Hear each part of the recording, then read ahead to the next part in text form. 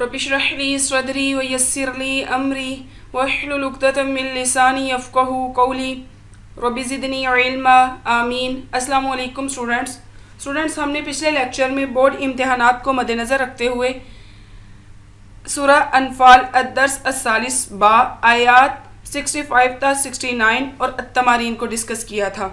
آج ہم سورہ انفال الدرس الثالث جیم آیات 70 to 75 کو پڑھیں گے انشاءاللہ۔ بسم اللہ الرحمن الرحیم۔ يا أيها النبي قل لمن في أيديكم من الأسرى إن يعلم الله في قلوبكم خيرا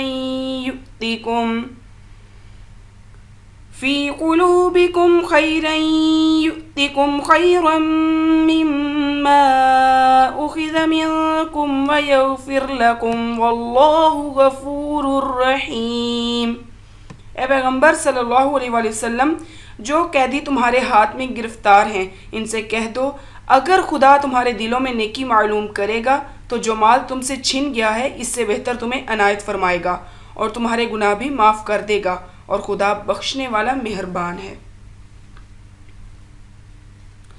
وَإِن يُرِيدُوا خِيَانَتَكَ فَقَدْ خَانُوا اللَّهَ مِن قَبْلُ فَأَمْكَنَ مِنْهُمْ وَاللَّهُ عَلِيمٌ حَكِيمٌ۔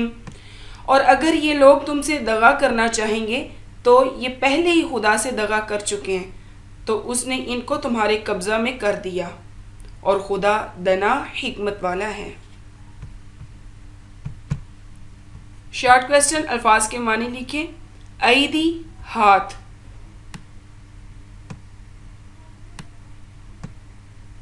الاسرا قیدی، قلوبی دل،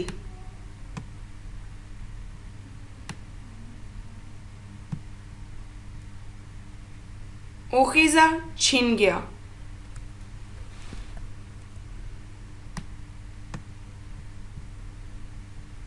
یغفر لکم تمہارے گناہ معاف کر دے گا،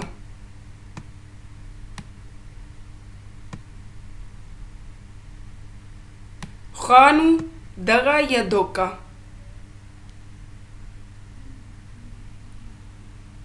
امکنہ قبضہ،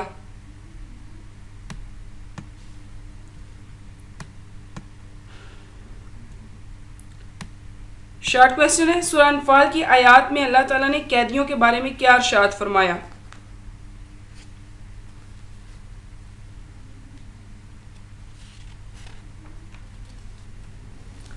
قیدیوں کے بارے میں ارشاد فرمایا، اے نبی صلی اللہ علیہ وآلہ وسلم، جو قیدی تمہارے ہاتھ میں گرفتار ہیں ان سے کہہ دو اللہ تمہارے دلوں میں نیکی معلوم کرے گا تو جو مال تم سے چھن گیا ہے اس سے بہتر تمہیں عطا فرمائے گا، اور تمہارے گناہ بھی بخش دے گا، اور اگر یہ لوگ تم سے دغا کرنا چاہتے ہیں تو اس سے پہلے ہی وہ اللہ تعالیٰ سے دغا کر چکے ہیں، تو اس نے ان کو سزا کے طور پر تمہارے قبضہ میں کر دیا ہے۔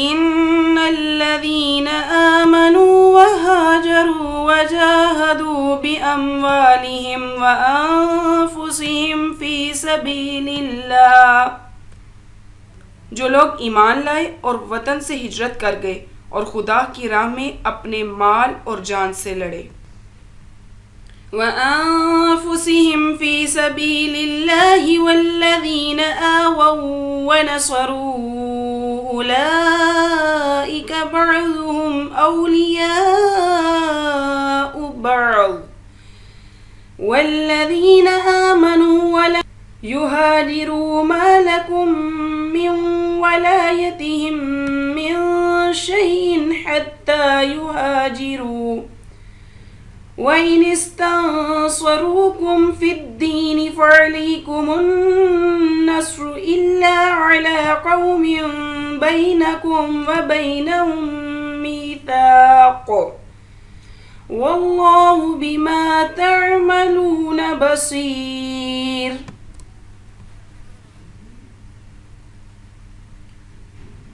اور جنہوں نے ہجرت کرنے والوں کو جگہ دی اور ان کی مدد کی وہ آپس میں ایک دوسرے کے رفیق ہیں، اور جو لوگ ایمان تو لے آئے لیکن ہجرت نہیں کی تو جب تک وہ ہجرت نہ کریں تم کو ان کی رفاقت سے کچھ سروکار نہیں، اور اگر وہ تم سے دین کے معاملات میں مدد طلب کریں تو تم کو مدد کرنی لازم ہے، مگر ان لوگوں کے مقابلے میں تم میں اور ان میں صلح کا عہد ہو مدد نہیں کرنی چاہیے، اور خدا تمہارے سب کاموں کو دیکھ رہا ہے۔ شارٹ کویسچن الفاظ کے معنی لکھیں۔ آو جگہ دی، نصرو مدد کی، استنصرو انہوں نے مدد چاہی یا مدد طلب کریں، میثاقن عہد۔ شارٹ کویسچن، اس آیت میں صحابہ کی کتنی اقسام کا ذکر ہے؟ اس آیت میں 3 قسم کے صحابہ کا ذکر ہے۔ نمبر 1 مہاجر، نمبر 2 انصار، نمبر 3 یہ مہاجرین و انصار کے علاوہ ہے، یہ مسلمان ہونے کے بعد اپنے ہی علاقوں اور قبیلوں میں مقیم رہے۔ وَالَّذِينَ كَفَرُوا بَعْضُهُمْ أَوْلِيَاءُ بَعْضٍ إِلَّا تَفْعَلُوهُ تَكُنْ فِتْنَةٌ فِي الْأَرْضِ وَفَسَادٌ كَبِيرٌ، اور جو لوگ کافر ہیں وہ بھی ایک دوسرے کے رفیق ہیں، تو مومنو اگر تم یہ کام نہ کرو گے تو ملک میں فتنہ برپا ہو جائے گا اور بڑا فساد مچے گا۔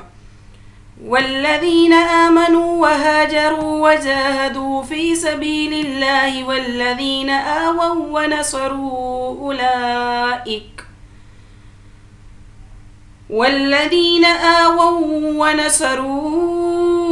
أولئك هم المؤمنون حقا لهم مغفرة ورزق کریم، اور جو لوگ ایمان لائے اور وطن سے ہجرت کر گئے اور خدا کی راہ میں لڑائیاں کرتے رہے، اور جنہوں نے ہجرت کرنے والوں کو جگہ دی اور ان کی مدد کی، یہی لوگ سچے مسلمان ہیں، ان کے لیے خدا کے ہاں بخشش اور عزت کی روزی ہے۔ شارٹ کویسچن الفاظ کے معنی لکھیں۔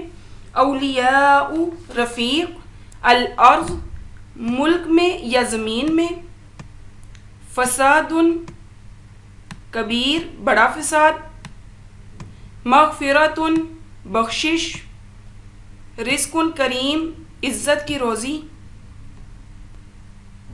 اور وہ یہ کہ مومن اور کافر کے باہمی اختلاط اور محبت و موالات سے دین کے معاملے میں شک پیدا ہوگا۔ بعض نے بعضهم اولیاء بعض سے وارث ہونا مراد لیا ہے، یعنی کافر ایک دوسرے کے وارث ہیں، اور مطلب یہ ہے کہ ایک مسلمان کسی کافر کا اور کافر کسی مسلمان کا وارث نہیں ہے، جیسا کہ حدیث میں اسے وضاحت سے بیان کر دیا گیا ہے۔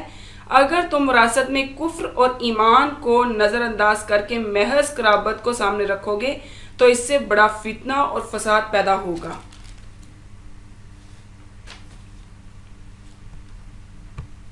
MCQs، کافر ایک دوسرے کے ہیں ڈیش دوست۔ نیکسٹ ہے سچے مسلمانوں کا خدا کے ہاں اجر ہے، بخشش اور عزت کی روزی۔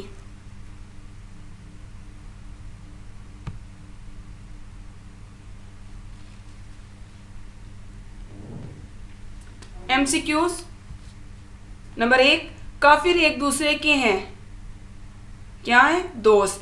نمبر 2 سچے مسلمانوں کا خدا کے ہاں اجر ہے، بخشش اور عزت کی روزی۔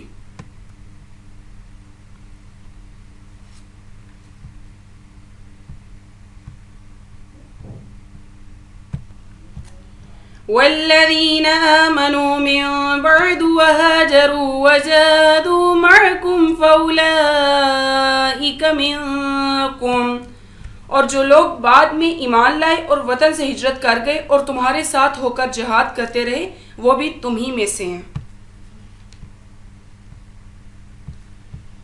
وَأُولُو الْأَرْحَامِ بَعْضُهُمْ أَوْلَى بِبَعْضٍ فِي كِتَابِ اللَّهِ إِنَّ اللَّهَ بِكُلِّ شَيْءٍ عَلِيمٌ، اور رشتہ دار خدا کے حکم کی روح سے ایک دوسرے کے زیادہ حقدار ہیں، کچھ شک نہیں کہ خدا ہر چیز سے واقف ہے۔ چوتھے گروہ کا ذکر ہے جو فضیلت میں پہلے 2 گروہوں کے بعد اور تیسرے گروہ سے جنہوں نے ہجرت نہیں کی تھی پہلی ہے۔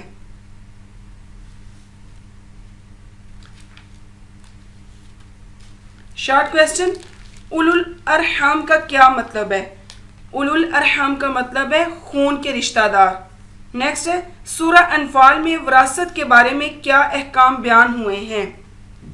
विरासत के बारे में अहकाम, अगरचे रसूलुल्लाह सल्लल्लाहु अलैहि वसल्लम ने मुहाजिरीन और इंसार को आपस में बाई बाई बना दिया, लेकिन जहाँ तक विरासत के कवानीन का ताल्लुक है वो हरगिज़ तब्दील नहीं होंगे। मरने वाले के रिश्तेदार ही तरके में हिस्सादार होंगे, ना कि मुहाजिरीन। हाँ, अगर अंसार अपने किसी मुहाजिर भाई से बज़रिया वसीयत हमदर्दी करना चाहें तो अलग बात है।